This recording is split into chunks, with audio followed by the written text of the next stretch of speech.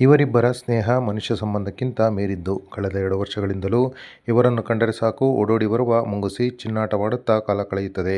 ಇಂತಹ ಸ್ನೇಹ ಸಂಬಂಧ ಕಂಡುಬಂದಿದ್ದು ಚಳ್ಳಕೆರೆಯ ಚಿತ್ರಯ್ಯನಹಟ್ಟಿಯ ಪತ್ರಕರ್ತ ಲಕ್ಷ್ಮಣ್ ಪಾಳೇಗಾರ್ ತೋಟದ ಮನೆಯಲ್ಲಿ.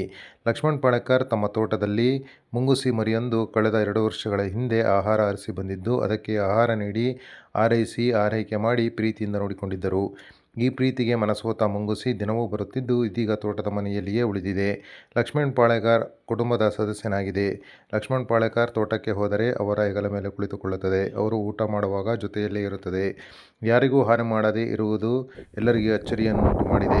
ಪ್ರಾಣಿಪ್ರಿಯ ಲಕ್ಷ್ಮಣ್ ಪಾಳೇಗಾರ್ ಮತ್ತು ಮುಂಗುಸಿ ನಡುವಿನ ಗೆಳೆತನಕ್ಕೆ ಪ್ರಾಣಿಪ್ರಿಯರು ಮನಸೋತಿದ್ದಾರೆ.